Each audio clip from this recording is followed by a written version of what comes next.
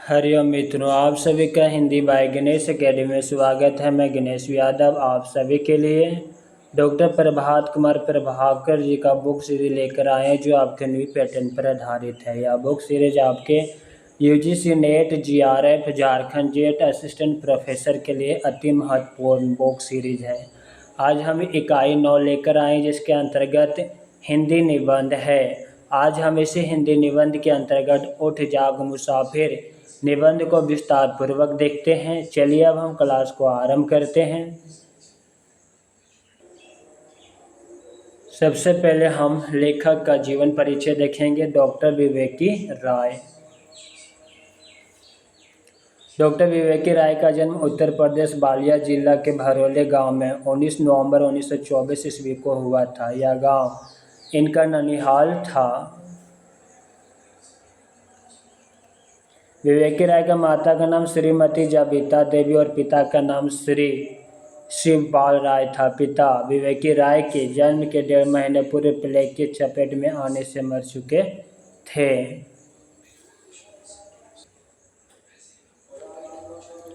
अब हम उठ जाग मुसाफिर निबंध को विस्तार से देखते हैं। डॉक्टर विवेकी राय का अंतिम ललित निबंध संग्रह उठ जाग मुसाफिर का प्रकाशन 2012 ईस्वी में हुआ था। उठ जाग मुसाफिर ललित निबंध संग्रह में कुल 10 निबंध है, जो क्रमशः इस प्रकार है। पहला, मेरी दिनचर्या कुछ आयाम। दूसरा, नमो वृक्षेभ्य। तीसरा, उठ जाग मुसाफिर। चौथा, केना। पांचवा, ग्रीम्स बहार। छठा, तत किम। सातवां, 3 डंडिया चोट से उभरा समय और सवाल। चौथा, चिंता भारत के उजड़ते गांव की। 9वां, गांव पर बनाम गांव में। 10वां, सवाल जीवन का। डॉक्टर विवेकी राय ललित निबंध के बारे में उठ जाग मुसाफिर की भूमिका में कहते हैं, लेखक शब्दों से लड़ता है, उसकी सेना में सब कुछ है शब्द। इस प्रकार शब्द सेना के बल पर मेरी उठ जाग मुसाफिर कृति तैयार हो गई, जिसके पीछे एक संक्षिप्त संदर्भ कई बार चर्चाओं और बात आई कि ललित निबंध एक ठहरी हुई विधा है और इसमें अब ज़्यादा कुछ लिखने करने की संभावना नहीं है। मेरे भीतर एक प्रबल संकल्प बनकर उठ गया। अवश्य ऐसा लग रहा है कि ललित निबंध ठहरी हुई विधा है, मगर यह ललित निबंध ठहरा हुआ नहीं। अगले 1 वर्ष के अंदर मैं 10 ललित निबंध लिखूंगा। ललित निबंध उठ जाग मुसाफिर विवेकी राय के इसी नाम से संग्रहित निबंध से लिया गया है। निबंध संग्रह के क्रम में यह तीसरा निबंध है। आंचलिक भाव प्रभाव और उद्भाव और सद्भाव से ओतप्रोत उठ जाग मुसाफिर निबंध के ग्राम अंचल के छल छद्म, सामाजिक पहचान, सुख दुख, शब्द राग, साज आवाज आदि की सजीव प्रस्तुति है। इस निबंध की शुरुआत में गांव खुले पुस्तकालय की सार्थकता पर सवाल करते हुए व्यक्ति से होता है। यह सवाल मास्टर जगदीश बाबू से किया जाता है। इन्होंने ही पुस्तकालय बनवाया है।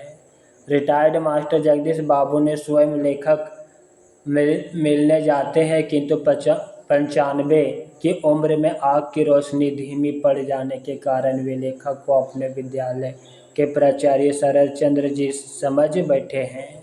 निबंध में माता के 2 रूप, भौतिक माता जन्म देने वाली और भावात्मक माता गंगा, गीता, गायत्री, धरती आदि की चर्चा।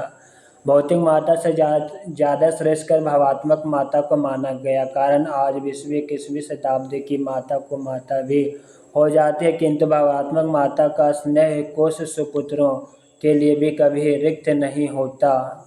निबंध में भावात्मक माता, भारत माता की अलख जगाने वाला मास्टर साहब जगदीश बाबू को बताया गया है। लेखक ने मास्टर साहब अर्थात जगदीश बाबू को सर्वप्रथम प्रभात फेरी में देखा था। वे मास्टर साहब के गांव बारात में गए थे। उन्होंने देखा कि इनका पूरा गांव आज़ादी के दीवानों का गांव है। मास्टर साहब का प्रिय गीत उठ जाग मुसाफिर, भोर भई अवरैन कहाँ जो सोवत है, या जिन्हें वे बार बार गाया करते थे। मास्टर साहब कहा करते थे कि उठ जाग मुसाफिर गीत में रब का, प्रभु का ध्यान करने की बात कही गई है और हमारा रब भारत माता है। मास्टर साहब पाप के बारे में कहते हैं, हम वासियों ने अपने फुटमट का गाफिल होने तथा सोए रहने का पाप किए, जिसकी करनी भुगत रहे हैं, पराधीन बने हैं। मास्टर साहब लोगों को जगाने, एकजुट होने और कुछ करने का आह्वान करने और अंत में ये जागरूक मंत्र गीत, जब खेती चिड़ियाँ चुग डारी, फिर पछताए क्या होवत है। निबंध में हिंदी के कई कवियों की कविताओं की चर्चा देश हित और क्रांति के लिए किया गया, जैसे निराला की कविता सिंहों के मान में आया आज सयार, प्रसाद की कविता बीती विभावरी जागरी, भारतेंदु की कविता डूबत भारत नाथ बैगी अब जागो आदि। लेखक निबंध में वंदनीय भारत माता को आज़ाद कराने वाले देश की दीवानी पीढ़ी पुत्रों के सपनों को अपूर्ण बताते हैं। कारण आज भारत माता का नाम लेना गुनाह जैसा हो गया है। उस नाम का सारा रोमांच वोट तंत्र के बुलडोजर में चपकर चूर चूर हो गया है। निबंध में मास्टर साहब के द्वारा निर्मित पुस्तकालय में भारत का प्रतीक माना गया है। निबंध में कहा गया है कि माता की गोद तो केवल बचपन में मिलती है, परंतु मातृभूमि और तो मृत्यु पर्यंत अपना स्नेह लुटाती है और मृत्यु के बाद शरण बन अपने में मिला लेती है। निबंध में माता बिना आदर कौन करे के बारे में लेखक कहते हैं कि एक धन्यता का भाव है, एक भाव विहीनी जननी जन्मभूमि की प्रार्थना है, एक मंत्र सुमिरन भजन और कीर्तन है, जीवन साधना का सार है।